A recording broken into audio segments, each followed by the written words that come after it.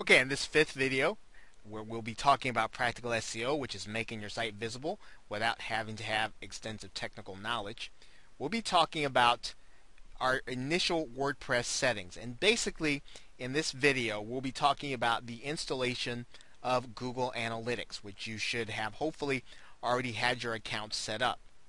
Now, in terms of setting up your WordPress, we're going to be using the plugin feature, which we'll be talking about in depth in the next video.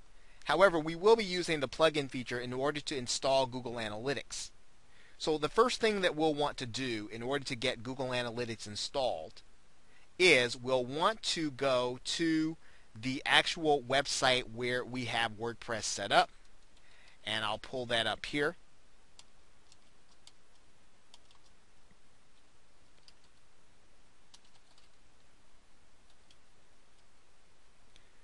And I'll make sure that you can see that on your screen, and that's the WordPress site that we have set up. We'll actually log in.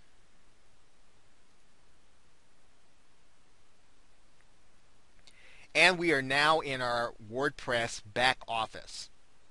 So in order to install Google Analytics, we're going to use the Google Analytics plugin. And all we'll need to do is to click Add New Plugin. And then where it says to search for plugins, we'll type in Google Analytics.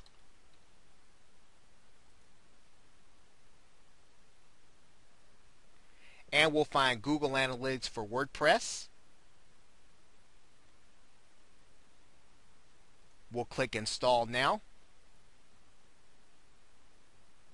We'll activate the plugin.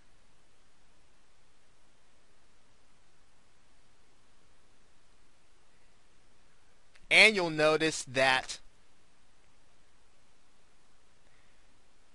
we have some actual additional information that we'll need to enter. Now, the additional information that you'll need to enter will actually come from your Google Analytics site.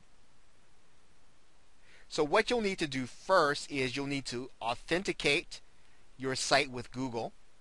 And now if you're already logged into Google through your Google Analytics program, this link will actually help you automatically. Right now, for the most part, you can leave, in order to start with, you can leave the default settings as they are. The thing that you'll want to do is to authenticate with Google through this link. So now, in order to activate, it'll say you must select which Google Analytics profile in order to track before it can work. You'll also need to decide whether or not to input the analytics code into the header. I leave this the way it is because it's a default setting. And then once you authenticate with Google through this link, you will be all set up for Google Analytics. Now let's talk about why you want to have Google Analytics and what it's going to tell you. One thing that your analysis through Google Analytics will tell you is it'll tell you who's visiting your site. It'll tell you how long they're staying. It'll tell you which pages they access and who sent them, or in other words, what website did they come from. It'll actually tell you when they visited. Now, all of that's important because as you make changes to your website, you want to make changes based on the things that are happening and the things that you want to make happen on your actual site. You can also track things like sales and conversions. In other words, are people coming to your website but they are not buying? Or they're not doing the things that you want them to do, or they're not helping you to accomplish your goals. Well, Google Analytics will tell you how many people are visiting and how many people are helping you to accomplish those goals. It'll tell you which of your articles or which of your written pieces or your videos are doing the best and attracting the most people. It'll tell you whether or not you have a significant audience in mobile. It'll tell you how visitors react when they come to your site. It'll also tell you how your advertising is doing.